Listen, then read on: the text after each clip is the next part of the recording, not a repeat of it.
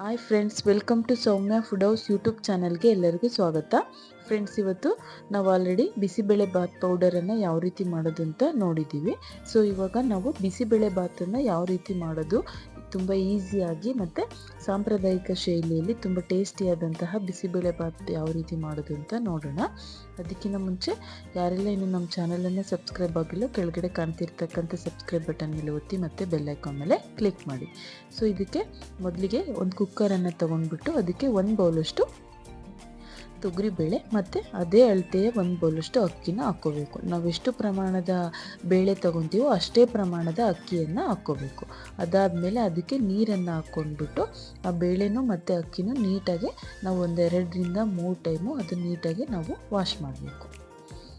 ನೋಡಿ, ಈ ಥರ ನೀಟಾಗಿ ಅವೆರಡು ಪದಾರ್ಥನ ತೊಳೆದ್ಮೇಲೆ ನೆಕ್ಸ್ಟ್ ನೀರನ್ನು ಅದ್ರಾಗಿರ್ತಕ್ಕಂಥ ನೀರು ತೆಗೆದುಬಿಟ್ಟು ನೆಕ್ಸ್ಟ್ ಅದಕ್ಕೆ ನಾವು ಹೆಚ್ಚಿರ್ತಕ್ಕಂಥ ಒಂದು ಬೌಲಷ್ಟು ಬೀನ್ಸು ಮತ್ತು ಒಂದು ಬೌಲಷ್ಟು ಕ್ಯಾರೆಟು, 1 ಬೌಲಷ್ಟು ಆಲೂಗೆಡ್ಡೆ ಮತ್ತು 1 ಬೌಲಷ್ಟು ಸುವರ್ಣಗೆಡ್ಡೆ ನವಿಲುಕೋಸು ಹಾಕ್ಕೊಂಡ್ಬಿಟ್ಟು ನೆಕ್ಸ್ಟ್ ನಾವು ಅದಕ್ಕೇ ಒಂದು 2 ಟೇಬಲ್ ಸ್ಪೂನಷ್ಟು ಹಸಿ ಬಟಾಣಿ, ಆಪ್ಷನಲ್ ಇದು, ಕಡಲೆ ಬೀಜ ಆಪ್ಷನಲ್ಲು. ಸೊ 1 ಟೇಬಲ್ ಸ್ಪೂನಷ್ಟು ಇದು ಕಡಲೆ ಬೀಜ ಮತ್ತು ಒಂದು ಅರ್ಧ ಬೌಲಷ್ಟು ಹೆಚ್ಚಿರ್ತಕ್ಕಂತಹ ಈರುಳ್ಳಿನ ಹಾಕ್ಕೊಂಡ್ಬಿಟ್ಟು ಅಷ್ಟು ಪದಾರ್ಥನೂ ಮುಳುಗುವಷ್ಟು ನೀರನ್ನು ಹಾಕ್ಕೋಬೇಕು.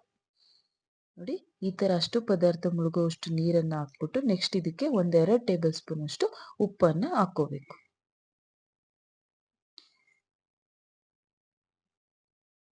ಉಪ್ಪನ್ನು ಹಾಕ್ಕೊಂಡ್ಬಿಟ್ಟು ನೆಕ್ಸ್ಟ್ ನಾವು ಇದನ್ನು ಕುಕ್ಕರ್ ಲಿಡ್ಡನ್ನು ಕ್ಲೋಸ್ ಮಾಡಿಬಿಟ್ಟು ಒಂದು 3 ವಿಷಲಷ್ಟು ಕೂಗಿಸ್ಕೋಬೇಕು. ಇದು ಕೂಗಿ ತಣ್ಣಗಾಗೋಷ್ಟರೊಳಗೆ ನೆಕ್ಸ್ಟ್ ನಾವು ಒಂದು ಮಿಕ್ಸಿ ಜಾರನ್ನು ತಗೊಂಡ್ಬಿಟ್ಟು ಅದಕ್ಕೆ ನಾವು 1 ಬೌಲಷ್ಟು ಹಸಿ ಕೊಬ್ಬರಿನ ಹಾಕ್ಕೋಬೇಕು. ಅದಾದಮೇಲೆ ನಾವು ಮಾಡಿರ್ತಕ್ಕಂತಹ ಬಿಸಿಬೇಳೆ ಬಾತ್ ಪೌಡರ್ ಇದೆಯಲ್ಲ, ಆ ಪೌಡರನ್ನು ಒಂದು 3 ಟೇಬಲ್ ಸ್ಪೂನಷ್ಟು ಬಿಸಿಬೇಳೆ ಬಾತ್ ಪೌಡರನ್ನು ಹಾಕ್ಕೊಂಡು ಅದಕ್ಕೆ ಸ್ವಲ್ಪ ನೀರನ್ನು ಹಾಕ್ಕೋಬೇಕು. ನೀರನ್ನು ಹಾಕ್ಕೊಂಡ್ಬಿಟ್ಟು ಅದನ್ನು ನೈಸಾಗಿ ನಾವು ರುಬ್ಕೋಬೇಕು. ನೋಡಿ, ಈ ಥರ ನೈಸಾಗಿ ರುಬ್ಕೋಬೇಕು. ಅದಾದಮೇಲೆ ನೆಕ್ಸ್ಟ್ ನಾವು ಗ್ಯಾಸ್ ಮೇಲೆ ಒಂದು ಪ್ಯಾನನ್ನು ಇಟ್ಬಿಟ್ಟು ಅದಕ್ಕೆ ನಾವು ಒಂದು 3ರಿಂದ 4 ಟೇಬಲ್ ಸ್ಪೂನಷ್ಟು ಎಣ್ಣೆನ ಹಾಕ್ಕೋಬೇಕು. ಆ ಎಣ್ಣೆಲ್ಲ ಚೆನ್ನಾಗಿ ಕಾದ್ಮೇಲೆ ಅದಕ್ಕೆ ಹೆಚ್ಚಿರ್ತಕ್ಕಂತಹ ದಪ್ಪ ಮೆಣಸಿನಕಾಯಿ ಕ್ಯಾಪ್ಸಿಕಮ್ ಅನ್ನು ಹಾಕ್ಕೋಬೇಕು. ಆ ಕ್ಯಾಪ್ಸಿಕಮ್ಮು ಒಂದು 3/4 ಭಾಗ ಇದರಲ್ಲೇ ಅದು ರೋಸ್ಟ್ ಆಗಬೇಕು, ಅಂದರೆ ಬೇಯಬೇಕು. ಆ ಥರ ನಾವು ಇದನ್ನು ನೀಟಾಗಿ ಫ್ರೈ ಮಾಡ್ಕೋಬೇಕು. ನೋಡಿ, ಈ ಥರ ಫ್ರೈ ಮಾಡ್ಕೋಬೇಕು. ನಾವು ಈ ಬಿಸಿಬೇಳೆ ಬಾತಿಗೆ 2 ಒಗ್ಗರಣೆನ ಹಾಕಬೇಕಾಗುತ್ತೆ. ಮೊದಲನೇಗೆ ಈ ಕ್ಯಾಪ್ಸಿಕಮ್ಮು ಹಾಕ್ಕೊಂಡು ಈ ಥರ ರೋಸ್ಟ್ ಆದಮೇಲೆ ನೆಕ್ಸ್ಟ್ ಅದಕ್ಕೇ ನಾವು ಹೆಚ್ಚಿರ್ತಕ್ಕಂತಹ ಮತ್ತೆ ಒಂದು ಅರ್ಧ ಬೌಲಷ್ಟು ಟೊಮೊಟೊನ ಹಾಕ್ಕೋಬೇಕು. ಆ ಟೊಮೊಟೊ ಹಣ್ಣಿನಲ್ಲಿ ಒಳಗಿರ್ತಕ್ಕಂಥ ಪಲ್ಪು, ಆ ಬೀಜ, ಆ ರಸನೆಲ್ಲ ತೆಗೆದ್ಬಿಟ್ಟು ಬರೀ ಮೇಲೆ ಇರತಕ್ಕಂತಹ ಹಣ್ಣನ್ನು ಹಾಕ್ಕೋಬೇಕು. ಹಾಕ್ಕೊಂಡ್ಬಿಟ್ಟು ಇದನ್ನು ಕೂಡ ನೀಟಾಗಿ ಈ ಥರ ರೋಸ್ಟ್ ಮಾಡಬೇಕು. ಈ ಟೊಮೊಟೊ ಫುಲ್ ಸ್ಮ್ಯಾಶ್ ಆಗಬಾರ್ದು, ಈ ಥರ ಅರ್ಧ ಬೆಂದಿರಬೇಕು.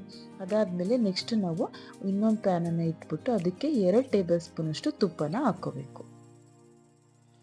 ತುಪ್ಪ ಎಲ್ಲ ಚೆನ್ನಾಗಿ ಕಾದ್ಮೇಲೆ ಅದಕ್ಕೆ ನಾವು ಒಂದು 10ರಿಂದ 15 ಗೋಡಂಬಿನ ಹಾಕ್ಕೋಬೇಕು.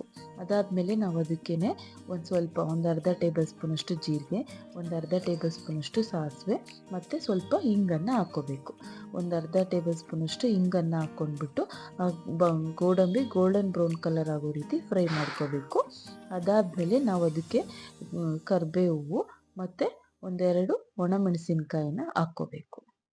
ಹಾಕ್ಕೊಂಡ್ಬಿಟ್ಟು ನೆಕ್ಸ್ಟ್ ನಾವಿಲ್ಲಿ ಕುಕ್ಕರ್ ಕೂಲಾಗಿ ತಣ್ಣಗಾಗಿರ್ತಕ್ಕಂತಹ ಈ ಪದಾರ್ಥನ ಮಿಕ್ಸ್ ಮಾಡಬೇಕು. ಈ ಥರ ನೀಟಾಗಿ ನಾವು ಮಿಕ್ಸ್ ಮಾಡಿಬಿಟ್ಟು ಈಗ ನಾವು ಆಲ್ರೆಡಿ ರುಬ್ಬಿರ್ತಕ್ಕಂತಹ ಮಸಾಲ ಪದಾರ್ಥ ಇತ್ತಲ್ಲ, ಕೊಬ್ಬರಿ ಮತ್ತು ಪೌಡರು, ಆ ಮಿಶ್ರಣನ ಇದಕ್ಕೆ ಹಾಕಬೇಕು. ಹಾಕ್ಬಿಟ್ಟು ನೀಟಾಗಿ ನಾವು ಅದನ್ನು ಮಿಕ್ಸ್ ಮಾಡಬೇಕು. ನೋಡಿ, ಈ ಥರ ನಾವು ಅದನ್ನು ನೀಟಾಗಿ ಮಿಕ್ಸ್ ಮಾಡಬೇಕು. ಇದನ್ನೆಲ್ಲ ನೀಟಾಗಿ ಈ ಥರ ಮಿಕ್ಸ್ ಮಾಡಿದ್ಮೇಲೆ ಮತ್ತೆ ಅದೇ ಮಿಕ್ಸಿ ಜಾರಿಗೆ ಸ್ವಲ್ಪ ನೀರನ್ನು ಹಾಕ್ಕೊಂಡ್ಬಿಟ್ಟು ಉಳಿದಿರ್ತಕ್ಕಂತಹ ಮಸಾಲನೂ ಕೂಡ ಇದಕ್ಕೆ ನೀರು ಹಾಕ್ಬಿಟ್ಟು ನಾವು ಕನ್ಸಿಸ್ಟೆನ್ಸಿ ನೋಡಿಕೊಂಡು ಇದಕ್ಕೆ ಹಾಕ್ಕೋಬೇಕು. ನೋಡಿ, ಈ ಥರ ಒಂದು ಕುದೀತಾ ಇದ್ದಾಗ ನೆಕ್ಸ್ಟ್ ನಾವಿಲ್ಲಿ ಇವಾಗ ರುಚಿಗೆ ತಕ್ಕಷ್ಟು ನೋಡಿ ಉಪ್ಪನ್ನು ಹಾಕ್ಕೋಬೇಕು. ನಾವು ಆಲ್ರೆಡಿ ಬೇಯೋಕ್ಕಾದ್ರೆ ಹಾಕಿರ್ತೀವಿ. ಒಂದು ಅರ್ಧ ಟೇಬಲ್ ಸ್ಪೂನಷ್ಟು ಬೆಲ್ಲನ ಹಾಕ್ಕೋಬೇಕು. ಉಪ್ಪು ಬೆಲ್ಲ ಹಾಕಿದ್ಮೇಲೆ ನೆಕ್ಸ್ಟ್ ನಾವು ಇದಕ್ಕೆ ಹುಣಸೆ ರಸನ ಹಾಕ್ಕೋಬೇಕು. 2 ಟೇಬಲ್ ಸ್ಪೂನಷ್ಟು ಹುಣಸೆ ರಸನ ಹಾಕ್ಕೊಂಡು ಈ ಥರ ನೀಟಾಗಿ ಮಿಕ್ಸ್ ಮಾಡಬೇಕು. ಇದನ್ನು ನಾವು ಈ ಟೈಮಲ್ಲೇ ನಾವು 1 ಕುದಿಯಷ್ಟು ಕುದಿಸ್ಬೇಕು, ಮತ್ತೆ ಇದನ್ನು ಕುದಿಸ್ಬಾರ್ದು.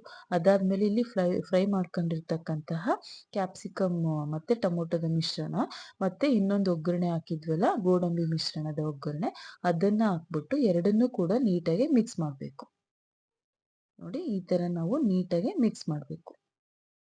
ಈ ಥರ ನೀಟಾಗಿ ಮಿಕ್ಸ್ ಮಾಡಿದರೆ ಬಿಸಿಯಾದಂತಹ ಬಿಸಿಬೇಳೆಬಾತು ರೆಡಿ ಆಯಿತು. ನೋಡಿದ್ರಲ್ಲ ಎಷ್ಟು ಈಸಿಯಾಗಿ, ಎಷ್ಟು ಸಿಂಪಲ್ಲಾಗಿ ಬಿಸಿಬೇಳೆಬಾತನ್ನು ಮಾಡಬಹುದು ಅಂತ. ಇದನ್ನು ನಾವು ಈ ಥರ ಒಗ್ಗರಣೆ ಹಾಕಿರ್ತಕ್ಕಂತಹ ಪದಾರ್ಥ ಹಾಕಿದ ನಾವು ಮತ್ತೆ ಅದನ್ನು ಕುದಿಸ್ಬಾರ್ದು, ಜಸ್ಟ್ ಈ ಥರ ಮಿಕ್ಸ್ ಮಾಡಬೇಕು. ಅದಾದಮೇಲೆ ಈಗ ಬಿಸಿಯಾಗಿ ಸರ್ವ್ ಮಾಡಿದರೆ ಬಿಸಿಯಾದಂತಹ ಬಿಸಿಬೇಳೆಬಾತು ರೆಡಿ. ಸೊ ಯಾರಿಗೆಲ್ಲ ಈ ರೆಸಿಪಿ ಇಷ್ಟ ಆಯಿತು, ನೀವು ಕೂಡ ನಿಮ್ಮ ಮನೆಯಲ್ಲಿ ಈ ರೆಸಿಪಿನ ಟ್ರೈ ಮಾಡಿ. ಅದ್ರ ಮೇಲೆ ನಾವು ಬೂಂದಿ ಕಾಳನ್ನಾದರೂ ಆಗಿರ್ಬೋದು ಅಥವಾ ರಾಯ್ಟನ್ನಾದರೂ ಆಗಿ ನೆಂಚಿಕೆಗೆ ಮಾಡ್ಕೊಳೋದ್ರಿಂದ ಟೇಸ್ಟು ಚೆನ್ನಾಗಿರುತ್ತೆ. ಯಾರಿಗೆಲ್ಲ ಈ ರೆಸಿಪಿ ಇಷ್ಟ ಆಯಿತು, ನೀವು ಕೂಡ ನಿಮ್ಮ ಮನೆಯಲ್ಲಿ ಟ್ರೈ ಮಾಡಿ, ಮತ್ತು ಸಬ್ಸ್ಕ್ರೈಬ್ ಆಗೋದನ್ನು ಮರಿಬೇಡಿ. ನೋಡಿ ಎಷ್ಟು ಈಸಿಯಾಗಿ, ಎಷ್ಟು ಸಿಂಪಲ್ಲಾಗಿ ಬಿಸಿಬೇಳೆಬಾತನ್ನು ಮಾಡಬಹುದು ಅಂತ. So thank you for watching.